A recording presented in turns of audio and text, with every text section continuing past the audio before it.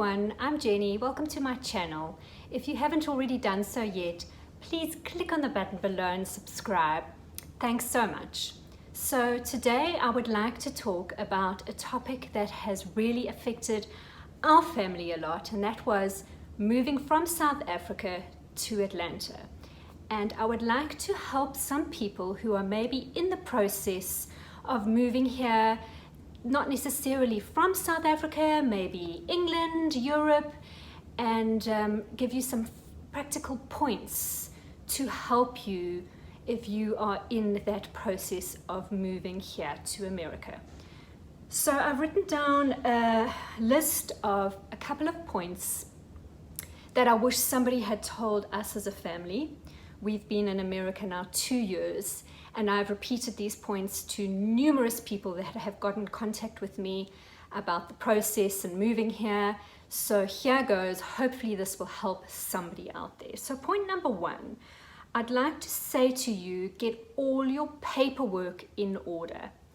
Your passports need to be updated. If they are about to expire in 1 year, just get them renewed. A passport application from anywhere in America to get done is between 9 months and a year, if not longer. And so if your passport is about to expire, just get it renewed immediately, and that would save you a lot of trouble. Another thing is marriage certificates. You need your marriage certificates as well as police clearance certificates of anywhere that you have lived. We have lived in numerous countries. We got police clearance certificates from South Africa as well as England. If you've lived anywhere else, just get that done. Another thing is, if you have children, I would highly recommend you get all of their unabridged birth certificates. Just get that done. Very hard to get from here. You do not need ID books here. Like your ID book is actually not needed at all in America. And I think in South Africa from the age of 16 you need an ID book. You don't even need those here. So it's not important to get your kids to go and get their ID books. So get all your paperwork in order and renew it, as it's quite a long and lengthy process to do from here. Number 2, I would highly recommend that you look into your degree or your diploma that you have in whichever country you are in, and see if it actually means something here, if it actually is the same qualification here. So just to give you a little bit of history with us, my husband came across with Coca-Cola, so he already had a job. However, I am a beauty therapist, and I studied within South Africa. I studied for 3 years a somatology course, which is like a biology diploma, a biology undergrad here. My major was biology. I also studied nutrition, so I was qualified to work as a beauty therapist in South Africa. I also did my international certification, SEDESCO, so I was qualified to work in England as well. When I came here, it unfortunately meant nothing. So what I recommend you do is you look at which state you are moving to. Each state has different laws. So in Atlanta, the state requires me to have a cosmetology license in order to work as a beauty therapist here, in order to work as an esthetician here. So when I arrived here, I thought I'm just going to apply for a job and it would be easy. I started the process 2 years ago, and it's taken 2 years for me to actually get permission to write the exam. I have to now sit and write the exam to get the Georgia State Cosmetology license. So I still do not have the license here to work, and that applies to teachers, to the lawyers. I know the law is very different here, so there is a long process for lawyers, but I would get that ball rolling before you are here and sitting here trying to get it done. Check out and see what the state law requires wherever you're moving to, and get that ball rolling, because you need a translator and somebody who, a company that does this, that's their job, to translate your degree or your diploma into what they would read it here as in American terms. So that was point number 2. Point number 3 is a very practical point which affected us so much, and that is come across with an international license, driver's license. This will allow you to drive around whilst you are settling in. You can hire a car as soon as you land here with an international license, and you can drive around. Unfortunately, I did not come with an international driver's license. I came with my South African driver's license, and they would not let me drive a car with that. You're not allowed to, in Atlanta, drive around with your South African license. You are required to redo the driver's test again. So you first write the written test, which is like your learner's license in South Africa. You write the written test, and I thought after I'd done the written test, then I can just carry the piece of paper with me and drive around.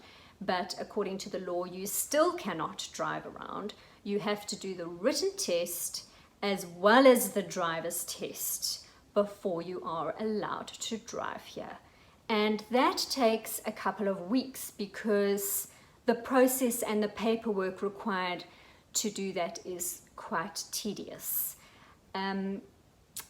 As well as, I must mention, we were able to buy a car with our written learner's license test card. So once we had just done the writing test, which is like your learner's license, we could then go and purchase a car. They allowed us to buy a car just with that piece of paper. However, you are not allowed to drive around with that piece of paper. You still are required to have a Georgia permit driver's license. So that was extremely frustrating for us, and I have told so many people this, and it's a process and it takes a few weeks. But if you have an international license, that allows you to drive around, and you don't risk the chance of getting stopped by the police and getting a horrible fine. So that was point number 3. Number 4, I would highly recommend that you do all your yearly doctor's appointments before you get here. Things like seeing the dentist, or if necessary, your orthodontist. If you are needing your yearly mammogram or your annual checkup, or you are with a chiropractor, just see all those people before you arrive in America, because medical here is very expensive. And for your first 3 months on arriving here, if you sign up with a medical insurance company, you're not allowed to claim for the first 3 months. So that was also a problem. We came, family, my husband, myself, and 3 kids. And if somebody gets sick, you go to an urgent care, which is like a GP, and that is $100 just to see a doctor, $100. So of course you can do that if it's an emergency, but for the first 3 months it's not covered by the medical insurance here that you've signed up with. We actually signed in South Africa with a medical insurance company to cover us for those 3 months. And my children, we just thought if something were to happen and one of the kids, hurt themselves, then we were covered. So they covered us for 90 days. Fortunately, we didn't need to use them. So I can highly recommend that you do all your doctor's appointments and all of that before you get here. Another very useful website, point number 5, if you are moving here and you are looking at areas wherever you're moving to, could be any state within America, and you're looking for schools for your children, there is a website called niche.com, and that really helped me before we moved here. I spent hours on niche.com. They have a great website where you can zone in on an area and look at schools, look at the reviews of each school, which school is highly recommended. It's all on a rating scale. This really was a huge benefit to me.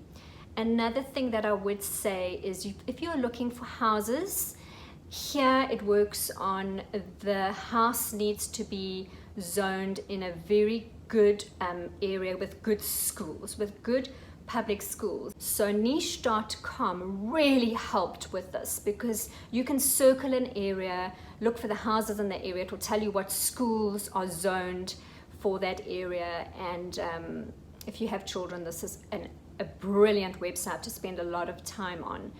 So those are my first 5 points that I would recommend to you if you're moving to America. We have absolutely loved our first 2 years here. Every day is another day where we feel more settled and more at home. We are loving the freedom here, and we're just loving life, and my girls are settling in really well. I hope I've helped somebody out there today. If you enjoyed this video, please watch my other video on how South African English is so different to American English. And have a great day. Bye.